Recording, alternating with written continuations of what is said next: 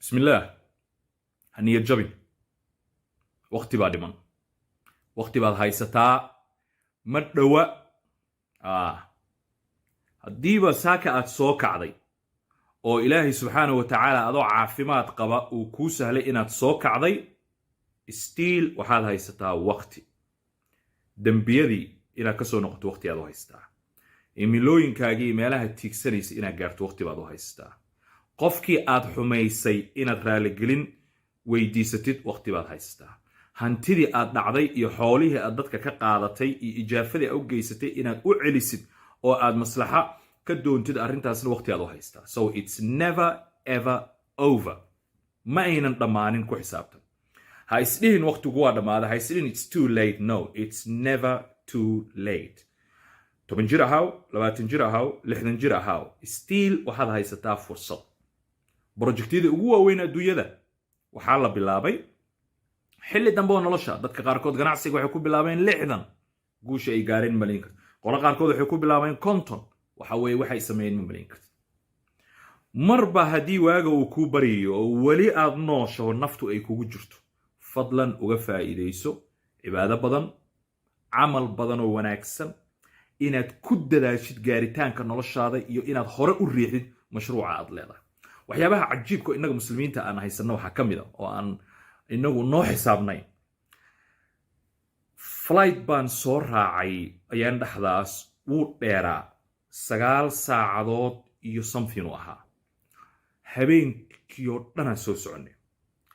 habeenkii hurda ay qabatay waa iska seexday seexasho ma jirtay desaasa qoorta ku laabanta waa iska rafaadsan tahay goor dambe ayaan waxaan arkayaa sawaxan diyaaradda dhexdiisa oo dadka qaarkood ay sacbatumayaan oo dadka qaarkood muxuu ahaa ay sheeg yes ay leeyihiin tan soo kacsan u fiiriyaba ma fahmin daaqadii furan halkaas ayaa waxa ka soo jeeda qoraxdi oo nugu yara aadan oo iyadoo de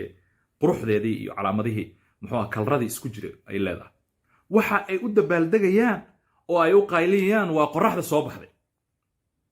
iyo inuu soo dhawaaday xilligii muxuu ah digitaankii oo meeshii loo socday destinationkii loo dhow yahay ni ag fadhiyaan weydiiyay what's going on ayr markaas wuxuu yiri wuxuu dhahay maalin cusub ayaa timi اوكي بس كلغي فكري waxaan cajiib maalinta cusub ayaa basaan ugu farxayaan ilaahigi subhanahu wa ta'ala mugdigi aan ku jirnay kala furayna ma yaqaanaan masaakiin way marka inagu nicmaysan marka kadib waxaan alxamdulillah kadib aan intaan musqushi galayaan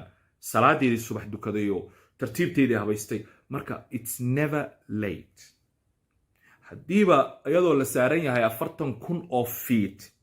waa bariyay loo dabaaldegayo la farxayo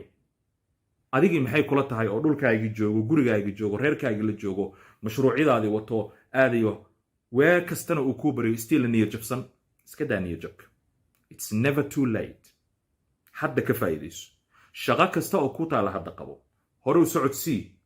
never ever haniyo jabin ilaahi subhanahu wa ta'ala ملذا أدو كلا ده إلهي وناج